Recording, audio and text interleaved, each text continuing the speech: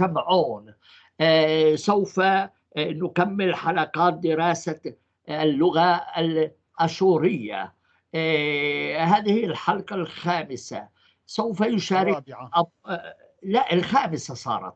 اوكي، عملتها. لأنه عملنا حلقتين سابقتين أبقينا عليهم. صحيح انت كل حلقتين. نعم. لأنه جاء عليها تعليقات كثيرة. حلو. ويعني يهم انك تشوفهم. ممكن انه فوق. نعم، كان في ودي اشوفه، كان في نيتي، بس ما اعرف ليش نسيت. على كل حال الواحد عنده ألف شغلة براسه، والعياد مقبلة والدنيا، انت عارف دائما عنده ألف شغلة الواحد براسه.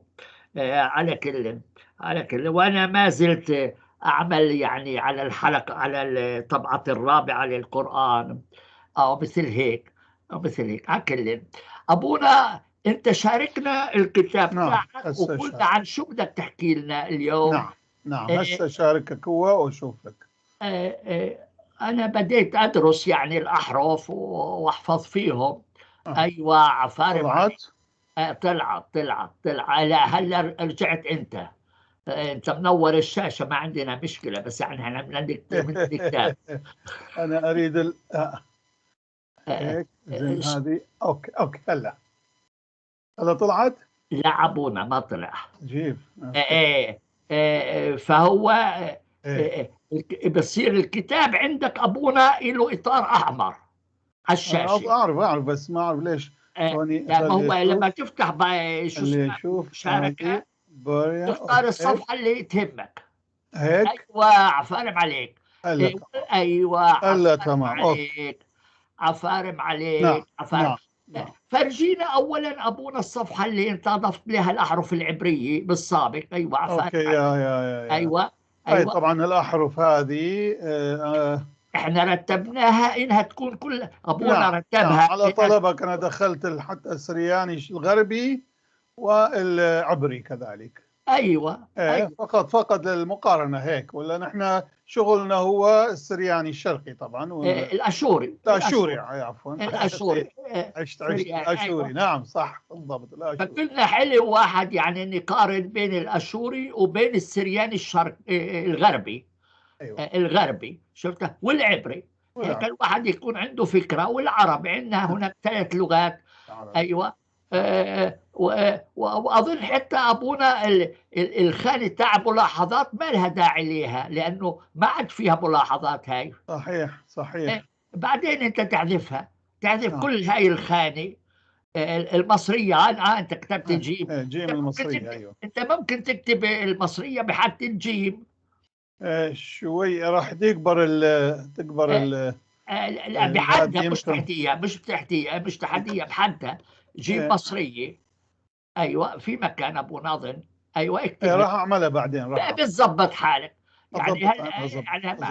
ما عادش في حاجه صح، ما في حاجه. لا، ما في عفارم يعني بتظل فارغه. حلو جدا. لو احنا نعرف، بس احنا مش هنعرف نكتب الخط العبري باليد، لانه هناك بيكون شبه مع الخط السرياني اكثر. لو احنا بنكتب قبل بنفس الوقت العبري هنا نكتب الاحرف الكتابه، لانه العبري لها كتابه يدويه تختلف عن الكتابه المطبعيه غريبه. فهي هم يسموها هذه، هي اخذوها عن الاراميه العبري، بسموها الاحرف المربعه هذه. العبري. نعم. اخر يسموه الاحرف المربعه. ايوه هذه. نعم. اما الكتابيه يمكن لا، ما هيك. تشبه تقريبا السرياني. شفت علي؟ او تشبه قول الاشوري تقريبا. يعني مو تمام، بس يعني تاخذوا فكره. انا اشوف اجد لك اياها. ما دام انه حذفنا الخانه تاعت الملاحظات. ايوه. فبنزيد عبري الكتابي وكيف تكتب باليد في نفس الخانه. بنشوف بعدين لانه بعدين ياخذ فكره قرابه الاحرف. هي فقط للمقارنه. حلو جدا هيك. يعني احنا سهل واحد يحفظ الاحرف، يسهل. لانه انا كنت اقعد اراقب شو الفرق بين الجيم وبين وبين العين وبين الحاء ومثل هيك. انا كنت عايز اشوف الفرق هنا. هو هو ايوه هو لا مش الكاف. الكاف هناك الفرق بين الكاف والعين. شفت الكاف والعين بالسرياني كيفكم عندكم؟ الكاف الكاف والعين. والعين تقريبا متشابهات الا إلها ذنبي. مش نعم هيك؟ نعم هاي الكاف هيك هي، ايوه والعين هيك طالع لفوق. عندها العين لوجه. ايوه، العين عندها ممكن شويه واحد يعملها مع اللام، اذا اللام ما طولها واحد لازم يطولها الخط الصاعد من للام. ايوه اما هذه فتكون اقل. اما انا مشكلتي كانت كثير كبيره مع هي العبريه والحاء. ايوه. كثير كانت تشبه، يعني اذا قدرت ان اميز بيناتهم. وانزل تحت كمان الطاء حتى كمان. التاو، حتى التاو، شوف اظن التاو. هنا ابونا في مشكله. الطاء والخاء هناك مشكله. انا اظن اما انا عملت خطا، لا انت كتبت خطا هنا ايه، ابونا. فانا دورت ما لقيت لا التاو. انا ببعث لك الخاء خطا ابونا. الخاء ها الخاء هنا غلط خطا. كنت اشك بيها حقيقه. انا بعثت لك اياها. اوكي. بعثت لك اياها في التصحيح تاعتها. بعثت لك اياها تنقلها من عندي. انا بعثت لك اياها على السطح في الواتساب. انا عندي نزلت من هذه، بس تشبه كثير يعني. ما دورت هذه ما لقيت باللوحه الاحرف. ايوه هاي ابونا راح فعلا اضبطها. حيظبطها. ايوه مليح عليه. ذكرتني، وهاي كانت اسالك هو هذا الشيء هذا. ايوه يعني منيح انه واحد ياخذ فكره. بيفتح صفحه كامله لهذا الكتاب. احنا حننشره لابونا على الاكاديميا نعم ويكون متوفر تحت ايديكم. هيك بنظره واحده يقارن بين الاحرف بين بعضها البعض. صح. مش عاطل يعني مش نعم عاطل. كيف شوف كيف الهاء العربيه والهاء السريانيه تقريبا تتشابه يعني نوعا ما. يعني نوعا ما يعني مش اكثر السمكت والهاء، سمكت كمان. الاشوريه والهاء ايوه العربيه ايوه يتشابهون. شوف هذه ايوه وهذه. ايوه ايوه كويس. اقل اهو يعني هذا وعندنا نعم نعم. اقل. منيح. هلا احنا فهمنا. اذا نمر على الاحرف هسه اللينه. نبدأ بالهاي بدرسنا اليوم بحلقتنا الخاصة اليوم، اللي هي عن الحركات. تمام، لأنه خلصنا احنا ايوه من ايوه الأحرف، نأتي إلى ايوه الحركات. ايوه الحركات. إذا ما ايوه عندك مانع نبدأ هسه غير. عفارم عليك. أوكي. خلينا نبدأ بالحركات أيضا. الحركات أو بالآشوري زوعة، وقلنا زوعة جاية من زاع باللغة القديمة طبعا، يعني آشورية القديمة. ايوه اللي معناها حركة. زاع يعني تحرك، فزوعة حركات. زوعة واحد يعني زوعة. مثل زاغ. ممكن تقول، لكن زاغ في فعل آخر بالآشوري.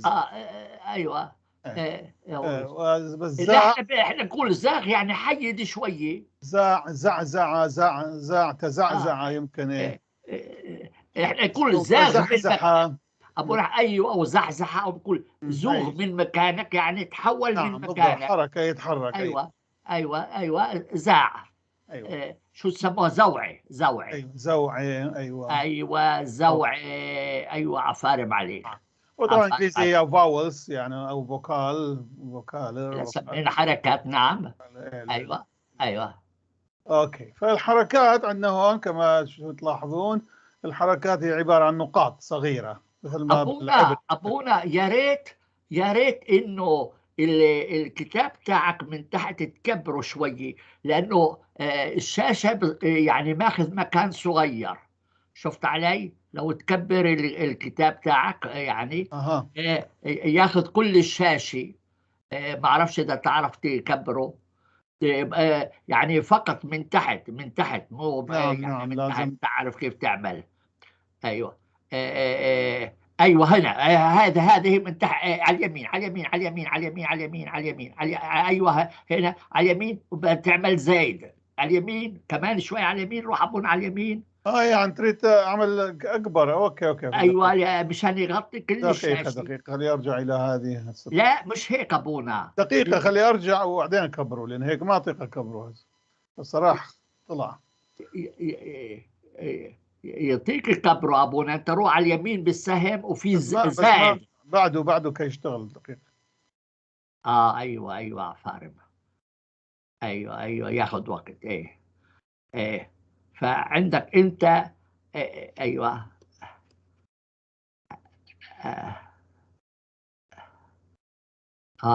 توقف السهم. توقف السهم. ايه فهيك.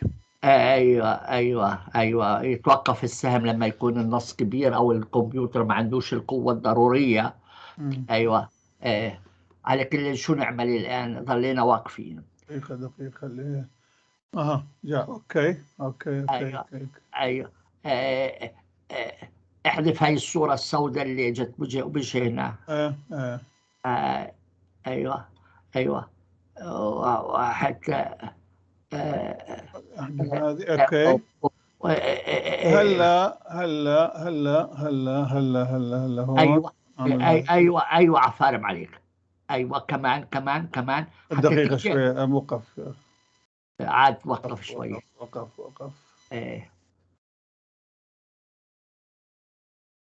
عجيب ليش يوقف. هو سجله ابونا، لانه ربما لانك انت لم تسجل كل التغييرات، فهو يتعامل مع هذا. لازم تروح على برنامج اخر بعدين ابونا، يعني حتى ما يعدش تنظيم تعداد الصفحات. فاهم علي؟ فهو يخفف عليك. بعدين اشرح لك كيف تعمل هذا الامر. هو توقف شوي.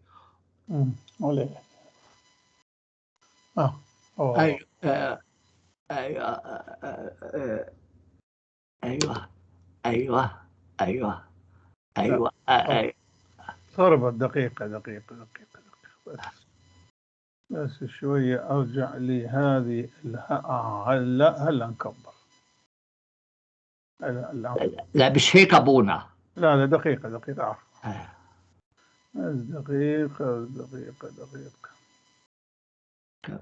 كمان. ايوه عفارم عليك. ايوه هلا هيك باين النقط. هيك بتبان النقط كاملة. عفارم عليك. نعم عفارم عليك. هلا طبعا الحركات مثل ما تشوفون، حركات هي عبارة عن نقط صغيرة مثل ما هي بالعبري. تمام. العبري أيضا نقاط هي. تمام. أيوة نقاط توضع فوق أو تحت الحروف. فوق أيوة. أو تحت. قسمنا فوق قسم تحت الحروف الساكنة حتى تعطيها صوت معين. وفي اللغة الآشورية المعاصرة عندنا 7 حركات. بالعبري يمكن أكثر. هي ما بعرف يعني يعني كبيرة. صح. عندنا فأول حركة هي حركة سقافة. أيوة. حتى بالهذه حروف اللاتينية سقافة، وهي عبارة عن نقطتان صغيرتان مائلتان توضعان فوق الحرف فيعطيان صوت فتحة طويلة، أي المدة. أيوة. هي نقطتين صغيرتين تضع فوق الحرف. لو اعتبرنا هذا هو حرف، نقطتان صغيرتان. مثل عندنا الباء فوق النقطتين هذه يصير باء. ايوه مثل خروف مثل ما يقول. ايوه باء. ايوه والدال فوق النقطتين دا. والواو فوق النقطتين وا. فبا دا وا. وبقية هذا يسمى الحركات الطويلة. مش هيك؟ أي هذا الطويل هو. أيوة حركات طويلة. فتحة طويلة هي. أيوة يعني هي توازي الألف. أيوة توازي أيوة فاهم. فهمنا هلا. هاي واحدة. الثانية مثلها ولكن قصيرة. فتحة قصيرة. ونشير لها بنقطتين، واحدة فوق واحدة تحت. حلو جدا. فوق. هاي واحدة فوق واحدة تحت الحرف. نقسمهم إلى قسمين. أيوة واحدة فوق واحدة. فهذه نص نوطة، يعني هذه نوطة كاملة وهذه بيسموها يعني بيسموها الحركة الطويلة الحركة القصيرة. قصيرة بالضبط، نعم. عفارف. أي نقطتين هيك. فمثلا لو عندنا بالباء أيضا تصير ب د و، هذه هاي تكون با دا و، هذه با دا و.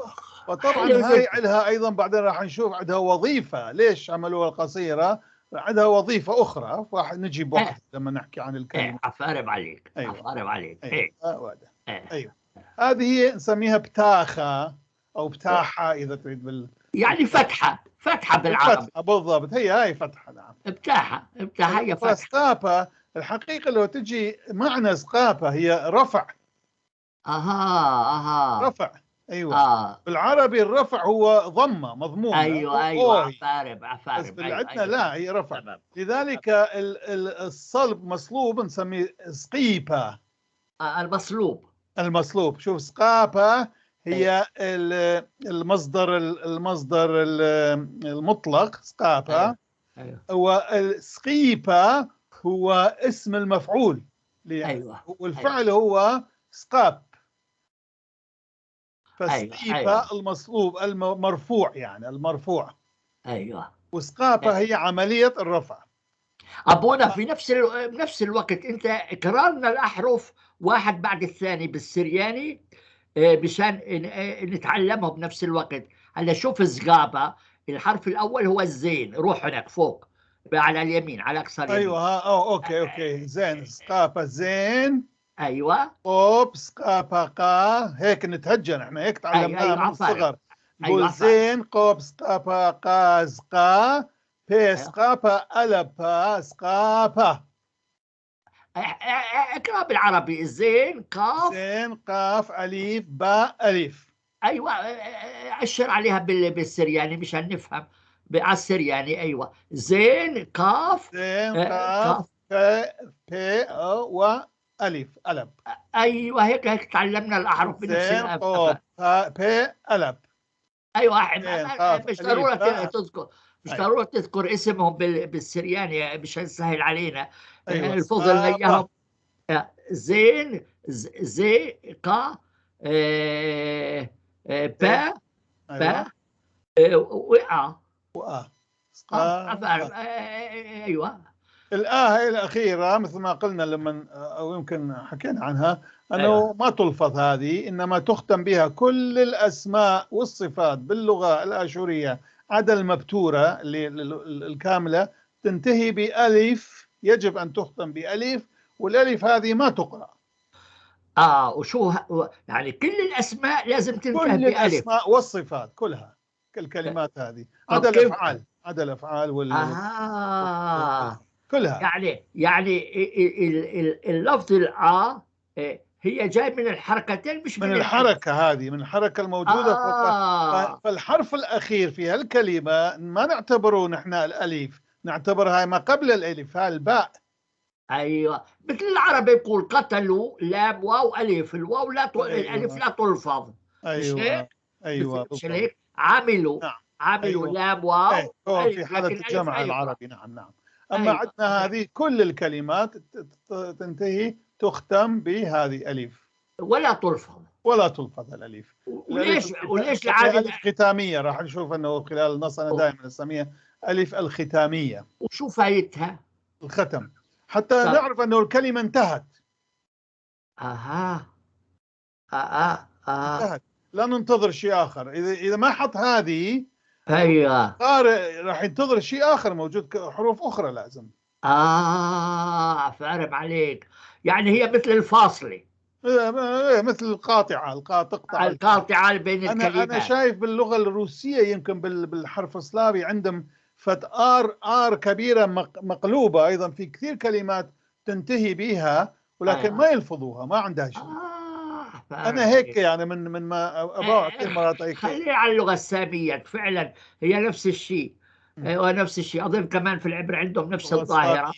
بس بالعربي معروف الألف النهائية لا تكتب ولا تلفظ. نعم. وهي طبعا الألف مثل ما شفنا بالأحرف هي مقابل تقريبا همزة العربية. أيوة. بالصورة الرئيسية، وأيضا تلعب وظيفة تقوم مقام المادة أيضا. ايوه إزقابة، حلو جدا. إذن الإزقابة هي نقطتين ميلات. أيوة نقطتين مائلات فوق الحرف. أيوة. والابتاخة هي النقطة فوق نقطة تحت. والبتاخة هي قصيرة، وإسقابها هي الفتحة طويلة. سهل. نعم. سهل. اقرأنا الأحرف أبونا هذول. الأحرف إذا إسقابها هنا أبونا تحت، وبالبتاخة نقول ب. لا، ب. لا، روح بالسهم أبونا على كلمة ابتاخة أيوة، على السرياني تحت. أيوة. على اليمين، روح على اليمين. أيوة. هاي بتاخة بي. أيوة. أيوة. ألف. بتاخة. أيوة. بتاخة. شفتوا كيف الألف مجددا عندهم الألف؟ بتاخة ب، تا، وخاء، وألف. حلو جدا. هون إسقاطها أخذ محل هذه الألف، المادة هذه العربية. أيوة. خا. شوفوا. أيوة. شفتوا كيف؟ أيوة. لهذا كثير من الكلمات اللي كانت تتذكر بالقرآن اللي هي أنا كنت أقول لك اكتبها بالألف لا بالهاء، بالتاء المربوطة. أيوة. تصلها بالألف بالسرياني بالعاشوري. أيوة. بتاخة. حلو جدا. بتاخة. أيوة. حلو جدا. أوكي. هاي تعلمناها. أيوة. وهذيك الأحرف الثانية مثلا باء، داء، و. أيوة. باء، و. داء، دال، واو. الفرق بين الدال والراء إنه النقطة تحت النقطة الكبيرة للدال دنيا تحت، ولو كانت راء بتحط النقطة فوق راس. أيوة. الراس. أيوة. والواو هي بالأخير. هاي. نعم. عفارم عليك. الخمسة العربية. أيوة. عفارم عليك. أيوة. هاي الثنتين شو اسمها. راح نجي شوف لما واحد يقول شو يعمل. انا معلش ما عندي، ما اقدر ارسم رسم، ولا كان واحد يرسمها. وضعية الشفتين يكون انا هون في النهاية شوف هوني عملت شو اسمها هذه المخطط. والآ هي لفوق. شوف الرسم يبين حركة الشفتين عند لفظ الحركات المختلفة. نحن لما نقول نفتح فمنا والشفتين هذه تكون مفتوحتين كثير نقول تمام. أيوة. نرجع صحيح. اوكي. اوكي. هذه الفتحة الطويلة والقصيرة. نجي على الكسرة. الكسرة العربية عندنا سميها زلامة طويل. عندنا طويل وقصير أيضا، بس اثنيناتهم زلامة. طويل. زلامة ياريخة. ياريخة يعني طويل. زلامة طويل. وزلامة يعني وهو نقطتين مائلتين تحت الحرف. قلنا اسقاطها فوق الحرف مائلتين. الزلامة الطويل تحت الحرف نقطتين مائلتين. شو معنى زلامة أبونا؟ نعم. شو معنى كلمة زلامة؟ زلم يعني وطى يوطي. زلامة. ايوه. يكسر يوطيه.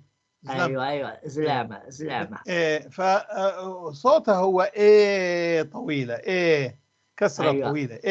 الحرف الانجليزي او اللاتيني. هي مش كسرة بين والاي.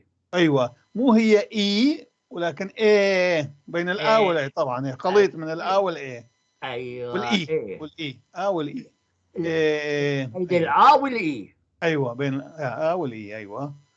خليط بين الآ والإي. بكلمة وين بالانجليزي. فتصير ب مع الباء هنا. ومع الدال دي. ومع الواو و.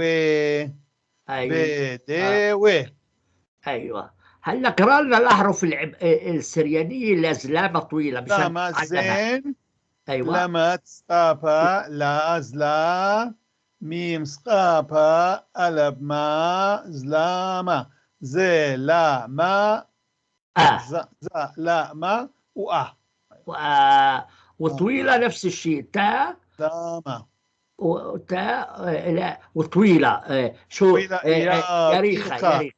يا ايوه ري ايوه خا.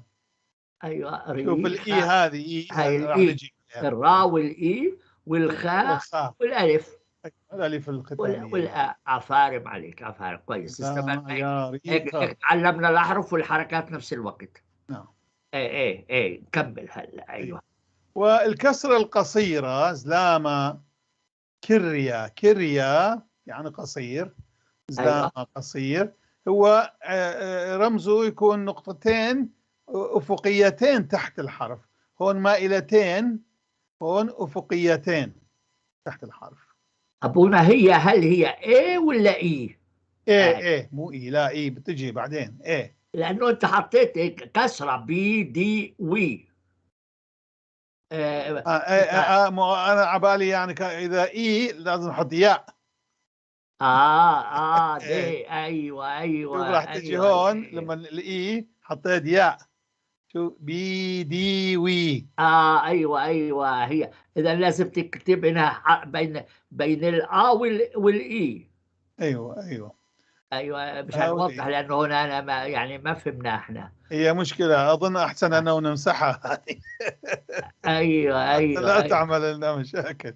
ايوه ايوه هذه ايوه هذه نشيلها هلا، خلينا ايوه انشال ولا ايوه تخلط هي اخواني. شوف ايضا ما هنا حطيت اكون يعني فكرة. وهنا تعطينا صوت الكسرة العربية، مو كسرة هاي بتكون حرف الاي، الاي الانجليزي بس قصيرة، مش ايوه هيك؟ ايه ايوه ايه حرف الاي ايوه صوت ايه مش، ايه قصير. لانه انت قلت لتعطينا صوت الكسرة العربية، مو كسرة هي. انا يعني قلت ليش يعني شو الفرق بين الكسرة والياء؟ ليش بنحط ياء؟ لان الياء طول اي ابي. لا بس هنا افضل تكتب صوت ايه، مثل الانجليزي، ايه ايوه الانجليزي ايه وين ايوه. مثل وين هون ايه. كتبت وين، ايوه هون لازم يكون اكتب الحرف اللي بيكون قصير جدا الاي. انت وين. ممكن ابونا تكتبها نقطتين صحيحه افقيتين توضعها تحت الحرف لتعطينا حرف بين الا والاي، مم. بين الا والاي، بين الالف والياء والياء اي، بين ال الآ الألف والياء. إيه اكتب ايه ايوه اكتب الحرف بالإنجليزي أو بالفرنسي إيه، وبالفرنسي وبإيه أفضل شيء. إيه لا أعرف الإنجليزي. ايه. لازم تغير ال- الأحرف. إيه ما مشكلة فعلا. أو ممكن تنقلوا اللي هناك فوق صوت حرف إيه اللي بين قوسين، تنقله. مم. ايوه مثل اللي حطيته فوق، ايوه حلو. والياء ايه حلو جدا. ايه آه ارجع للعربي. ايوه هيك اوب آه، اوب اوب. ايوه العربي ارجع للعربي. ايوه بعدين بنظبطها اوكي واضح. انا الايه، فهمت. والايه كمان في كلمة قط. قط شوف. مش قط قط، مش قط، مو قط مو قط قط قط. قط. ايه ايوه ايه مثل في كلمة ليه، مش ليه، ليه ليه ليه ايه. ليه ليه حلو جد، قط حلو. ايوه ايوه هذه الكسرة القصيرة. نجي الحرف الخامس هو او حركة او. الواو الطويلة. واو الطويلة ايوه او مو هي او وانما او. شوف بين الالف والواو. او ألف الواو، أيوة ايوه او أوه الانجليزية او بعد تحط المعادل بتاعها بالأحرف الإنجليزية يا أبونا، يكون حلو. ايوه لأنه إحنا ما عندنا أو. آه، كتبها كما او كما في الإنجليزية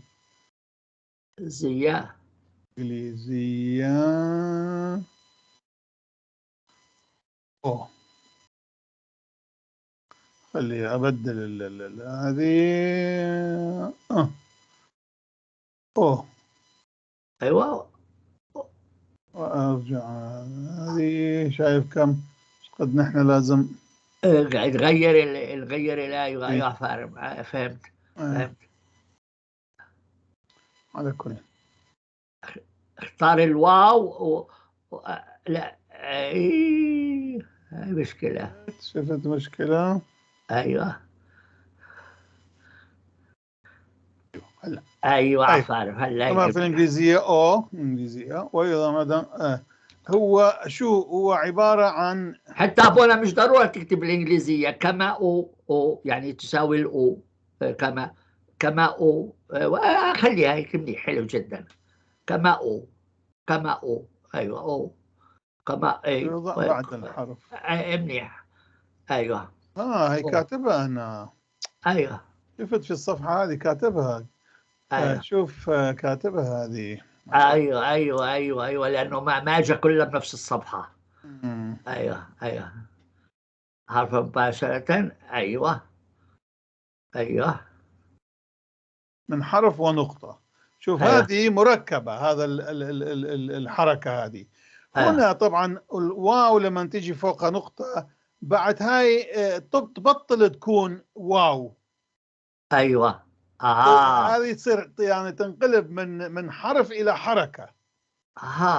أيوة حركة أو ونوضعها بعد الحرف اللي نريد أن نعطيه صوت أو. أيوة شلون؟ أيوة أو حرف ونقطة ويوضع بعد الحرف مباشرة ليعطيه صوت حرف أو الإنجليزي كما في كلمة جو. أيوة كاتبها هذه. أيوة بس كبرناها الصفحة فصار ما جت مع بعضها. مثلا بو مع البي يكون بو دو وو مع الواو وو. شوف هذه واو الأولى. هذه بطلت تكون واو. هي رواحة. الحركة رواحة أو رواخة. أيوة دوغو. والعربي هون يمكن واحد يقرأ بو أيوة دو وو مثلا هيك. أيوة دو دو وو. أيوة فأظن أنا راح بالإنجليزي أكتبها أظبطها بعدين أحسن بعدين. بس المهم هلا خلي اللي دا يسمع يعرف أنه هذه هي أو حركة أو. أيوة أو عليها نقطة مشان تشيل واو عليها نقطة تبطل تكون بعد واو إنما هي رواخة. واسم الحركة رواخة. هاي ساكنة هون الراء الأولى. وماذا تعني رواخة؟ رواخة تعني سعة. رحب بالضبط. رحب على الرحب والسعة. ما نقول على الرحب فرواخة. حلو جدا. أو رواخة. شوف راء وخاء رواخة. ريش واو خيت. والألف بالأخير هي التكملة. هي الختامية ما نلفظ. هاي البركة. أيوة. هذا مسك الختام. هذا مسك. أيوة ألف البركة. أيوة حلو حتى لا ننساها واحد. بو إذن مع الباء يصير بو. إذا يجي باء قبلها بو. إذا جت زين بعد قبلها تصير زو. تمام. التاء إذا كانت تو. وأنا أعطيت دائما أخذت 3 أحرف حتى لا أطول.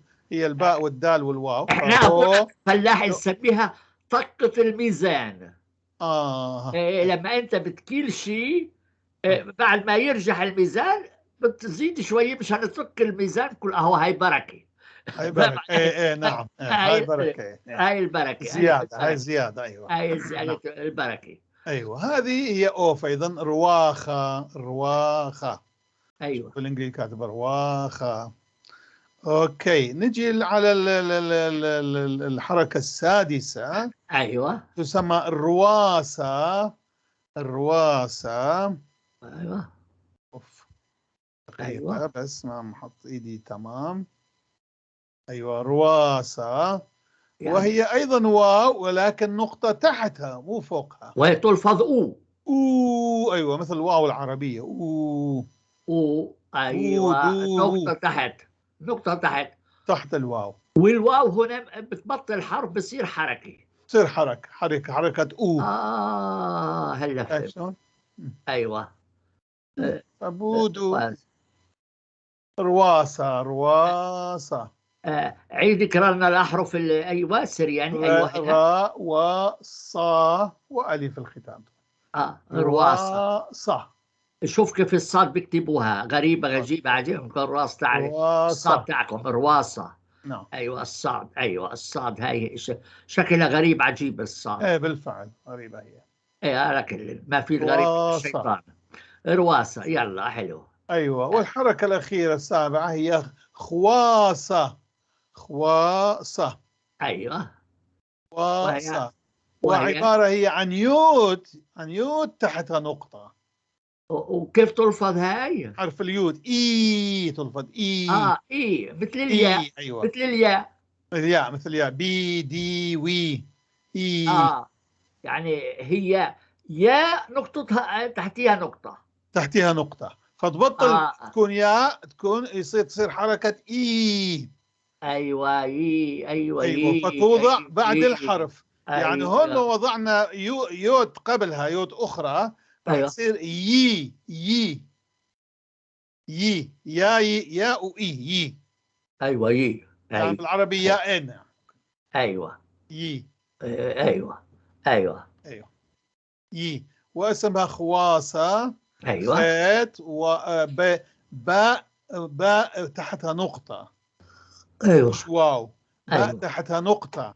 ايوه فالأصل كانت خباصة. خباصة في هذه، ايوه ولكن احنا اليوم نلفظها واو أيضا. خواصة. وبالأصل أصل هي باء خباصة. يخبص الواحد، ما اها تخبصه. أيوة ايوه ايوه تخبص. خبص. خبصة. أيوة بالضبط. اخباص هي ايوه كلمة خبصة هي كلمة سريانية. ايوه خبصة ايوه يعني ايوه زحمة، يعني يزحم بالعربي، في زحم. ايوه يزاحم. في خبص. خواص. خبص. خوص ايوه يعني زحمه. خلاص. هاي خلاص. خباصة. الباء تلفظ واو واو، خواصة. لأن حطينا تحتها نقطة كبيرة صارت واو. خواصة. خواصة. خواصة ايوه خواصة ايوه خواصة. خواصة، حلوة جدا. هي حلو. هاي السبع حركات. يعني هي بالأصل خمسة، اثنين ايوه منها لها نسختين طويلة وقصيرة فتصير سبعة. هي ايوه هي ايوه هي راح نشوف في هذا المخطط. شوف آ أو أو إي إي. آ ايوه آ أو أو إي إي. ايوه فهمت. با حلو بو جدا. بو بي بي. جا جو جو جي جي. دا دو دو دي دي وإلى آخره. حلو جدا هذا الرسم. أيوه. ايه شوف نحن ايه لما نقول نرفع هيك لفوق. ايوه شفت لفوق. لما نقول اما طويل أو او قصير، يا طويل يا قصير. بنفس التوجه، هو فقط هو في الطول والقصر مسألة. اه او نقطة، هاي نقطة كاملة وهاي نقطة نص نقطة ايوه ايوه ايوه ايوه ايوه او الفم يكون شفتين تكون هيك بيضاويتين. ايوه او ايوه أو. ايوه او اما شفتين تكون دائرية.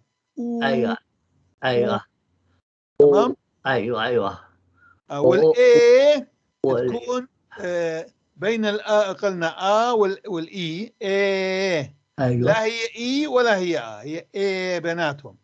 اي. ايوه ايوه ايوه اي. ايوه ايه الشفتين تكون هيك ومفلطحة. ايوه نعملها ايه اي. ايوه. وبعدين اي هذه تحت. إيه. كأنه نزل لتحت الشفتين. غريب انه هذه انتم فم. ما استعملوا مثل الحركات العربيه الفتحه والضمه والكسره مثل عندنا، استعملتوا نقط. ايوه بالضبط. بالضبط. العبري نفس الشيء. إي. العبري نفس الشيء استعمل نقط. بس هذول أبونا النقط، هذول اللي أنت تقول عنهم موجودة في المخطوطات القرآنية القديمة. هذه الحركات، هذه النقط. أيوة. عجيب، شفت؟ ما فهذا هو دليل زائد، دليل إضافي على على أنه كان سرياني الكتابة الأولى كان. وأصلا النقط العبرية أبونا أخذوها من السرياني. أيوة بالضبط. أنا قرأت إنه يعني لأنه التوراة ما كانش فيها نقط، فتم تنقيطها في القرن الخامس، أخذوه من السرياني. شفت. والعربي أخذوه للقرآن، ثم غيروها للعلامات الحديثة تاعونا، هذول الألف الفتحة والضمة والكسرة. وكله لما نرجع يرجع إلى الآشوري. أيوة بس أنا قرأت كتاب يقول بكل صراحة إنه التنقيط، علامات التنقيط هذولا يعني الحركات مأخوذة من السرياني. نعم. يقولون هيك. وفينا مخطوطات، يعني أنا شفت مخطوطات عليها مثل هيك علامات للقرآن عربية يعني. بالعربي. شايف؟ عربي. لأن الحركات الحالية هي يعني دخيلة بعد ذلك دخلوا وغيروها. نعم. أو إي آ يعني بالضبط. ربما أبونا لأنه في كثير أحرف عربية فيها نقط، مش هيك؟ نعم هيك، فكان تختلط هالنقط مع النقط أيوة، فرق عملوا الأو مثل الواو، مش الضمة صغيرة، واو صغيرة فوق. أيوة. توضع فوق أيضا. نعم. أيوة. وبعدين أوقات لما مثل على كل أوقات الألف تحذف فيوضع مثل السيف علامة صغيرة مثل هيك. لكن هو يعني المشكلة إنهم تركوا التنقيط السرياني، ربما بسبب إنه الأحرف العربية في كثير نقط. أيوة، فتختلط كان بيناتها. أيوة صح. أيوة. لا يعني إجراء عاقل يعني، هذا إجراء يعني عملي. يعني عرفوا إنه يستعملون هالخطوط الصغيرة المائلة، هالمدات شو في الفتحة فوق الحرف والكسرة تحت الحرف. شفت مثل الإيه نحن نقطتين فوق الحرف والإيه نقطتين تحت الحرف. هو بدل فتحة حط كسرة، حطوا نقطتين. عندكم نعم. انتم نقطتين، عندنا عملوا كسرة. صح. هو الكسرة هي شرطة، بس كأنها علامة، كأنها نقطتين مايلتين. نعم بالضبط. والفتحة وصلوها النقطتين مايلتين، والأخرى فتحة وصلوها فوق مشان الضم حطوا مثل الواو. أيوة. واو نعم. صغيرة. نعم. والشدة حطوا بداية الشين. صح. أيوة، ركزتين من السين، من الشين. أيوة من السين. أيوة، لهيك سموها شدة. سين. أيوة. شدة. والسكون معروفة، يعني حطوها هي مثل الصفر أيوة الغربي، مثل سكون ساكنة. حلو. وعلامات الترقيم أبونا القرآنية، علامات الوقف مثل ما بسموها، هي أحرف. علامات علامات الوقف في القرآن هي أحرف، أو كلمة، أو حتى كلمة تكتب بالصغير. ممكن مرة نعمل حلقة كيف ما هي الفرق بين علامات الترقيم العربية والسريانية والعبرية واللي موجودة في القرآن حاليا. حلو. مشان نشوف كيف. هاي حلقة راح تكون شيقة أكيد. مشان نشوف كل واحد كيف تم تغيير، ونشوف مخطوطات قديمة كيف عليها، وكيف كمان تنقيط الأحرف. قلنا بعثت لك صور القرآن المغربي، علامات الترقيم تاعته، علامات النقط على الأحرف يختلف عن العربي الشرقي. نعم. مثلا الفاء احنا بنحط النقطة فوق الفاء، هم بحطوا النقطة تحت الفاء. أيوة. شفت علي؟ شفت اليهود يحطون النقطة داخل أيوة مشان داخل الفاء، مشان الشدة داخلها. هم بحطوها للشدة. داخلها نقطة. أيوة، بدون نقطة هي ايوه، بس بحطوا عامة النقطة تحت بوسط الكلمة مشان تشديدها تحت الحرف، مشان التشديد بدل الشد. نعم نعم. بس العرب وجدوا هذا الأسلوب، إنه شين مقطوعة وصغيرة فوق هذا، والواو صغيرة، والفتحة هي شرطة مثل هيك، شرطة مثل هيك. أوكي حلو جدا. علم الحركات في اللغات المختلفة. استفدنا. احنا ممكن نعمل أبونا جدول، حتى نعمل جدول. هذه موجودة بالعربي، هاي مش موجودة بالعربي، أو نحط مقابلها الأحرف الحركات اللاتيني، واللاتيني هو اللاتيني أفضل شيء. مشان يقارن بين مشان نتعلم المقارن بين هدول، كيف تطور الحركات في اللغات السامية. ايوه السامية. ايوه هو هيك يعني. على كل هذه هي زيادة للمعرفة، وهي فيها فائدة كبيرة حقيقة. مشان نشوف قرابة اللغة. بس كل التنقيط هذا العبري جاء من السرياني، هذا عرفوه، والسرياني أخذوه العرب في البداية، ثم مشكلة التنقيط خلط عليهم، فغيروا الحركات. على كل لازم واحد يكتب مقال في هذا المجال، تطور الكتابة العربية. نعم. طيب، هلا التمرين على قراءة الحروف مع الحركة. الحرف مع الحركة، الاتصال. فعندنا سقافة، كتبت هون كل هذه حروف مع سقافة، وأيضا العواميد هذه مع التاخة، مع زلامة قصير، زلامة طويل، مع الرواخة، مع الرواسة. أبونا مو ضرورة تكتب إياها كلها، ابدأ فقط بالسطر الأول والثاني فقط. أيوة. هذه أيوة. هذه أيوه إيه أيوه. أو إي. شوف الفرق بين والإي. أيوه إيه والإي. هذا دق الجرس عندك أبونا. إيه، ما مشكلة. طيب. إيه أيوة. وقول أنت، أشوف إيه. وبعدين إيه أو بالأحرى هذيك إي أو وإي بالأخير. أو إي. إي.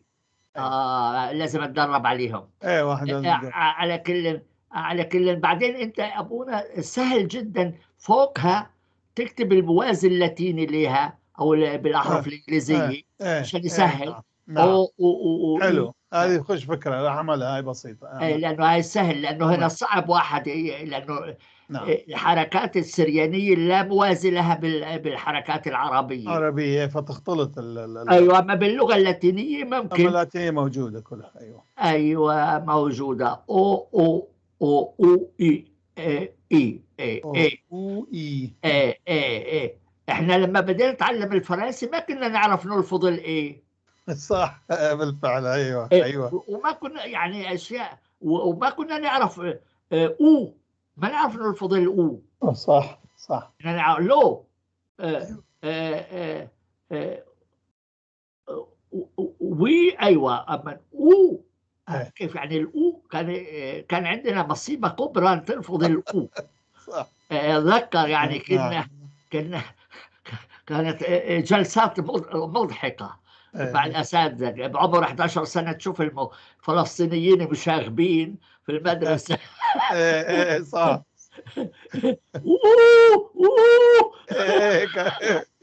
يبدأوا يمزحون لأنه مشكلة هاي. طبعا. مشكلة يعلمونا كيف تلفظ. على كل هنا فقط هي الفرنسي بها هيك مسائل، بس اللاتيني يعني واضحة هي. ايوه اللاتيني شوف إيه. الاو والاو والاي واضحات يعني ايوه بالنسبه لي انا والأو. لانه عندنا نحن. ايوه، ايه فانت ممكن تكتب سطر فوقيه فقط الموازي لها بالاحرف الانجليزيه، ايوه سطر فوقها، نعم سطر فوقها نعم فقط، مشان يسهل على الواحد يكتشف، لانه هنا بالعربي انا صعب اعرف هذا الامر، صح. صعب. ايه، بعدين ايه او او والرابعه شو هي هاي الرابعه؟ الرابعه من اليمين ايه ايه، ايه هذه ايه والثالث. وهذه ايه. ايوه، هذا اللي حبيت ايه وايه، وهاي او. او او شفت كيف بخربط صرت؟ وهاي اي. لا، او شفت؟ ضاعت علي او الحسبة. ايوه ايوه، لانه فيها الواو. هي الواو. ايوه، وهذيك اي لانه فيها الياء. الياء ايوه بالضبط. ايوه، هلا هاي اللي فهمت. عملوها هيك لهذا ايه. او ايوه، اي ايوه ايوه. انت بكره بعدين شوف ابونا، انت ممكن تكتب اللام هذا باللاتيني، وتضيف لها الحركه، الاحرف، هذول نعم حرف نعم العله، لو، لو، لي، لا، لي، مشان صح. فوق السطر اخذ اي حرف، ايه لا تصير لا. لا شوف هذا لا. ايوه حرف اللام. ايوه حرف اللام هذا. ايوه هذا حرف اللام. ايوه شايف؟ مع الاي يصير لا. ايوه. مع بتاخ يصير لا. لا. لا لا. ايوه. لا. ليه مع زلام الطويل. ليه ليه. مع زلام ايوه القصير. ايوه. وهذيك اللو. ولو مع هاي لو هاي السوريين يعملوا ولك لو. ايوه، لو لو، لا لو. هيك. ايوه، وهذيك هذيك هذيك لو. لو. شفت لولو كيف؟ لولو لو. لو. لو اللولو. الولو ايوه.